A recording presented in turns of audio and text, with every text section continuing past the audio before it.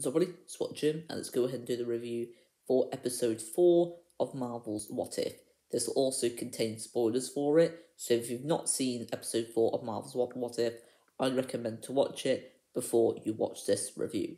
And that being said, let's get started with the story. So in terms of the story for this episode, I thought it was very emotional, and I also thought it was one of the saddest things, if not the saddest thing to come out of the MCU for me.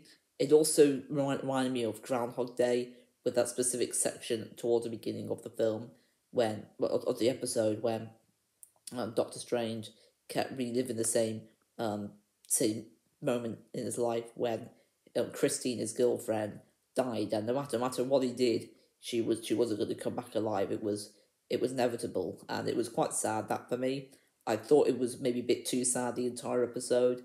There wasn't really any jokes or anything. It was a very serious episode for the series of What If. It also reminded me of another film, a bit like Groundhog Day, called Edge of Tomorrow with Tom Cruise. But overall, I think the story, it was just too serious. I did really enjoy the story though. I thought it was very well done and it had a lot of emotion to it, and I thought it was written very well.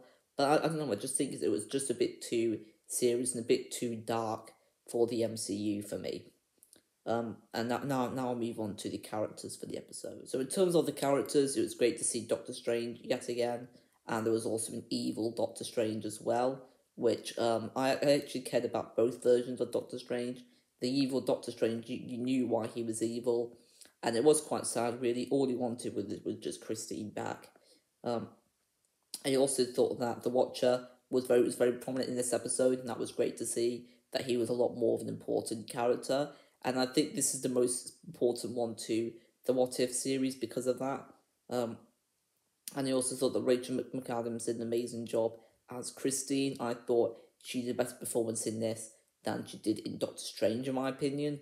I'm not really sure. That could be a bit controversial, that, but I thought she did a very good job. And I think Benedict Cumberbatch, I think he did the best job in this episode. I think he did very well playing Doctor Strange. He did a brilliant job as playing the villain one as well. So for the action, I thought it was done very well. I really enjoyed it. I've not really got too much to really say about it, but I thought it was very intense, and it definitely put you on the edge of your seat at times. And overall, I just think the action was just one of the better parts of this episode for me. In terms of the humour, it's not funny at all. I don't think there's any jokes in it. There might be a couple that just make you chuckle, but there wasn't any. I don't think I remember there being any jokes in it.